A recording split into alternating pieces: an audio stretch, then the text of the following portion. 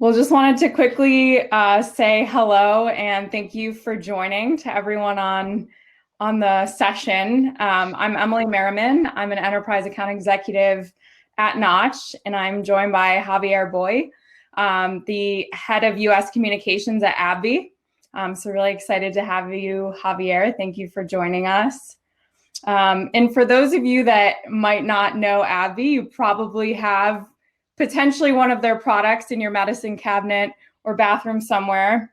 They are on a mission to discover and deliver innovative medicines that solve serious health issues. So Javier has been there for almost 12 years, has worked all over the globe, also in different departments at AbbVie. So really excited to have him join us today and talk about his experience and really more specifically talking about how important brand storytelling is, especially in the role of communications teams. So I guess we'll kick things off with that. So Javier, like I mentioned, you've served different roles at AbbVie, and more recently was on the Story Lab team. So I'd love for you to talk to us about how your team developed engaging, consistent and relevant stories that really supported, promoted, and then also protected AbbVie's reputation as a brand. Good. Thank you, Emily, for having me. Thank Yeah. you to Knotch and to Salesforce. So yeah, I guess that the short answer there. First of all, you guys need to keep in mind that when I started what at the time we called content development, that then we rename as Story Lab because it was just a more fancy name, I guess, for the group. It was a new endeavor for AbbVie. So the first thing that we needed, or the first challenge, or the main challenge that we were faced with, was the cultural shift that having a content strategy group within the organization represented, right? So it's at the time I was reporting to the VP of Corporate Communications. And so this content development or content strategy group was reporting up to communications. And there were a couple of things that I think were instrumental from and very foundational efforts for Story Lab. One of them was developing a corporate narrative with full alignment across our executive leadership team, right? Capturing everything we wanted to say as a company across very different content areas or pillars, right? Ranging from corporate responsibility to more, the patient-facing type messaging to each one of our therapeutic areas and things like that. So, and that was a pretty interesting and time-consuming effort, because aligning the organization in terms of what you want to say was not that easy. The other effort that was also very, very critical here was the idea of understanding what the conversation drivers and the conversation influencers around the key topics or messagings or content pillars were, right? Because it's, our intent was to identify that sweet spot between what you want to say as an organization and what others want to hear about you, right? Which is not always the same, right? And we also keep in mind that we started this effort in a highly challenging environment, with AbbVie and many other biopharmaceutical companies and peers, in the context of these, the drug pricing, drug policy discussion that has been going on for several years now. So again, understanding and identifying the sweet spot between what you want to say and what others want to hear was critical, just to make things relevant, right? Otherwise you are, and I was reading this as I was creating Story Lab and the whole working model and governance for the for the team. And I remember coming across this interview from GE Reports, Tomasz Kellner. He is the editor of GE Reports, the chief storyteller for GE. And he was saying that when you go to a party, right, if you want to be interesting to others, you're not going to talk about yourself all the time, right? You want to find out what others want to know about you and what others want to talk about and how you can contribute to that discussion versus talking about yourself all the time, which makes you boring, right? Not necessarily relevant. So I always, I took that to heart. And I think that we did a good job applying, this rationale to everything we did for AbbVie. Awesome. That's really interesting. And yeah, I think if you take it down in those digestible, more or less steps, it becomes kind of an easier task to accomplish.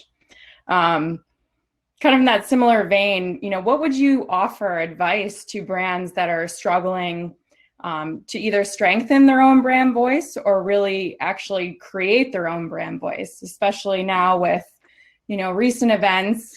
I think that brand voice is becoming extremely important, to your point, for the people listening, as well as brands. So would love your advice on that. Yeah. I would go back to the importance of analytics and the importance of data. So, we are in this, or we have this golden opportunity to bring science into what used to be an art, right? The art of communications, right?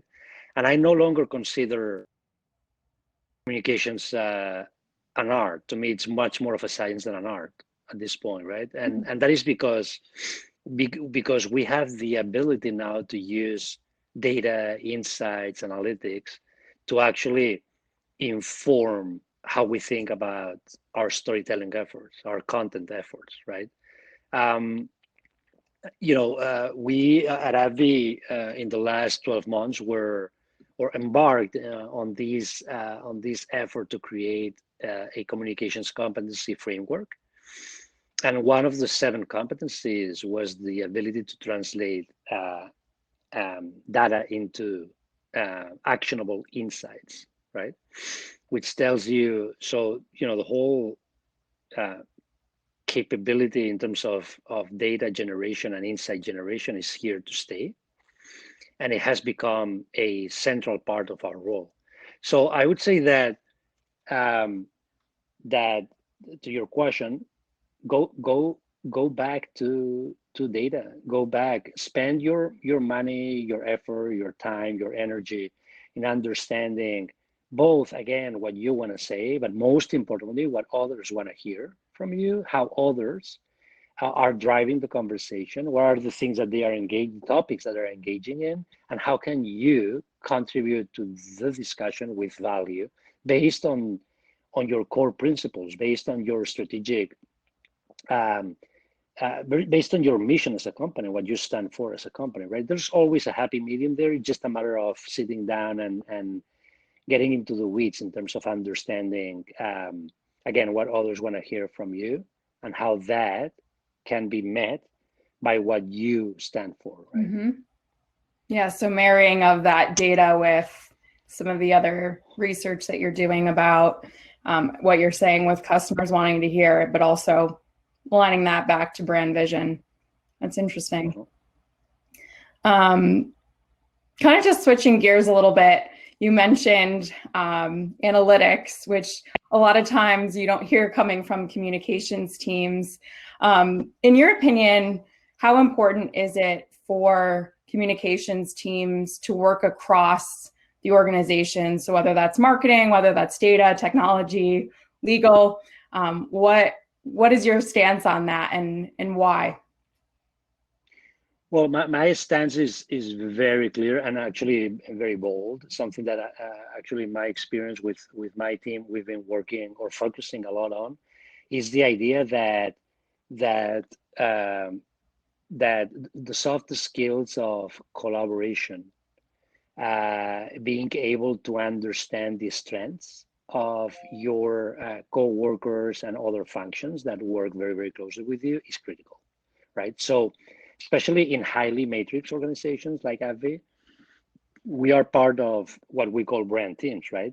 And we have a seat at the table.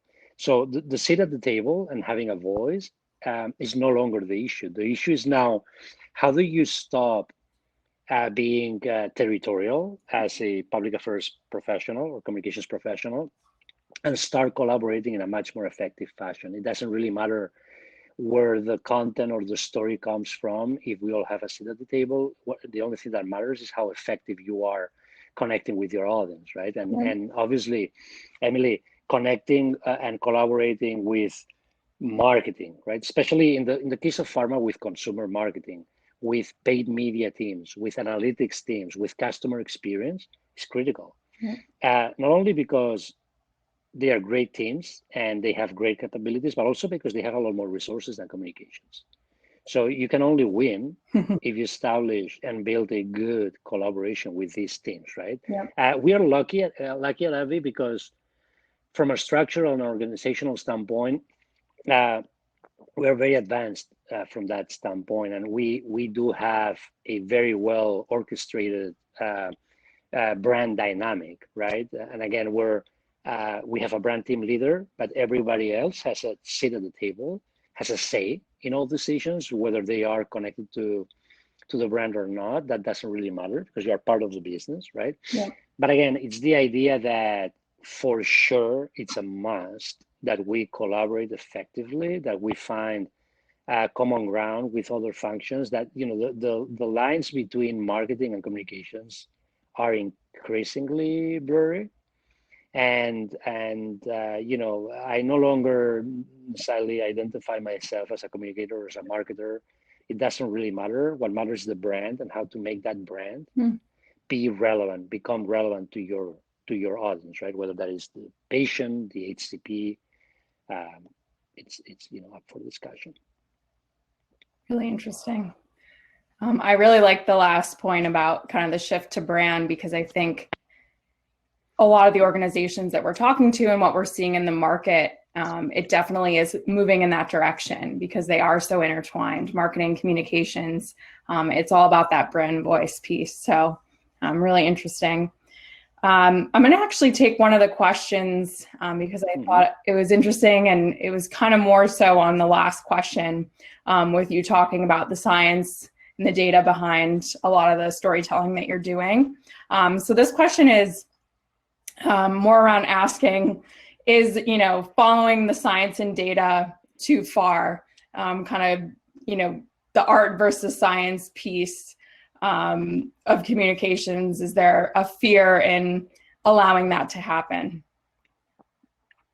Yeah, it's an interesting question. I would say there is no fear following the science too far.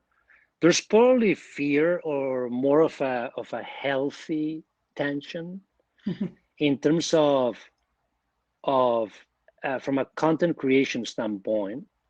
How do we create that content? Who creates the content?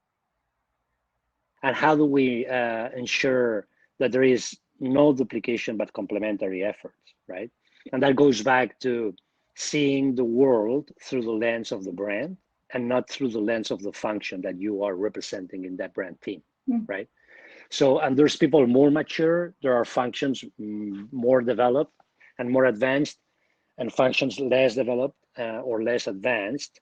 It's also true that in the old days, marketing and marketers were owning most of the things that we are discussing.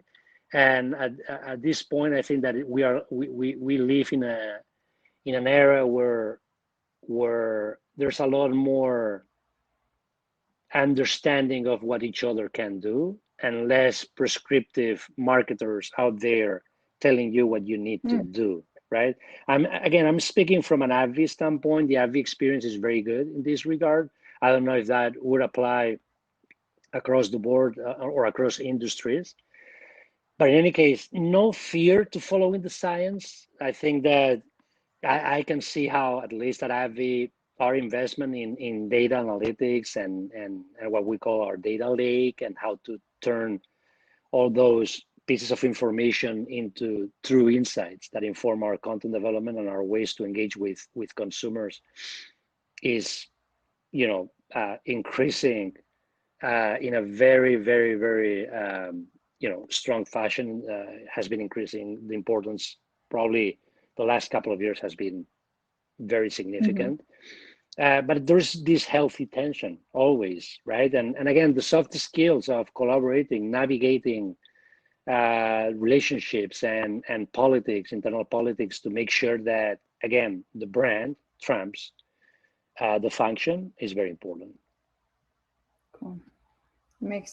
Yeah, I think that I liked the answer. I think it made sense. Thank you for the question, Brian. Thank you. And then kind of the last question, we'll see if we can add another couple in the end. I'm curious what brand storytelling effort has most resonated with you, and how did it make an impact? And that can be with AbbVie or a different brand that you've been following. Yeah, I'll go back. I have a couple of examples. I'll go back first to one that I already mentioned, which is GE reports. That one was an inspiration when we started Story Lab, and continues to be an inspiration. I had the honor of meeting in person, or actually virtually, Thomas Kellner, and we had a session with the team, and we talked about storytelling and all that. That was very cool. And the reason why I've always followed them is because they are just a cool brand to follow. They do, the quality of their writing and storytelling is crazy good, right? It's very, very good. But not only that, the way they use different formats, how they treat imagery, how they treat video, right? Everything is so consistent, right? And so true to the brand and to what GE stands for, right? Back to my point earlier on the vision and how to connect things back to your vision. And also a very important point, which is something that I learned from Tomasz and also from GE, is the fact that you become a brand storytelling engine doesn't mean that your brand needs to be the hero, right? You don't necessarily need to be the hero in order to become relevant, right? Actually, it's quite the opposite. How do you enable great stories to happen? Through your work. But it's this Stendhal saying, the show, don't tell, right? Don't tell the world how good you are, show them, right? And that's what GE does, right? The other example that's more recent that I love and I've been following more closely lately is Johnson & Johnson. And that one is more healthcare specific, but I think that Johnson & Johnson has done a great job at revamping their digital assets, especially their johnsonandjohnson.com, their website.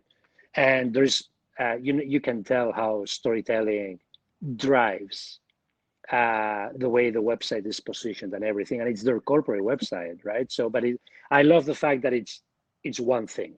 It's not, I have a corporate website with a section that has stories.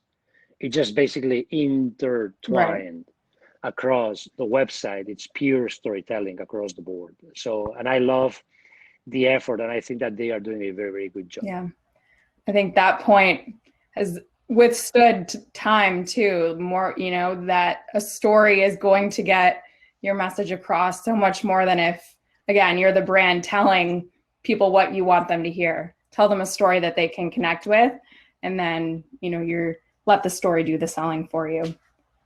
I like that a lot. Exactly. I think we have a minute, so I'm going to take this question about it's how are the data analytics competency for PR members different than those of the marketing team, which I think is a really interesting question because a lot of times they are really siloed within organizations. I think they are no different. I think that we need to impose on ourselves the need to understand how to leverage data, how to turn data into insights, how to think critically about the data that we have in our hands, because there's no shortage of data. However, there is shortage of understanding what the data is telling you, right? And testing and failing or succeeding and going on, right? So I don't think it's different. And I'll give you an example, Paul. Within AbbVie, I mentioned earlier this communications competency framework that we put together like 12 to 18 months ago, with one competency being translate data into actionable insights. And I will tell you that our marketing colleagues developed shortly thereafter a competency framework as well. And one of their competencies was pretty much the same. It was translating data into not actionable insights, but something along the same lines, which tells you that there is an explicit acknowledgement that we both functions need to know how to handle data for the benefit of the brand and the benefit of successful engagements with your consumers, right? So I don't think it's any different. It's great. Thanks for the question. Are there any other questions before we wrap up? No? Cool. I think we're right a minute over, but more or less right on time. Thanks, Javier. This was really. It felt short. This was fun. This was great. I think there's a lot of great talking points that you brought up about just how people can reframe the way that they think about storytelling. So thanks for sharing your insights. We appreciate it. No problem. Anytime. All right. Enjoy the rest of the show. Everyone. Bye. Thank you. You too. Bye-bye.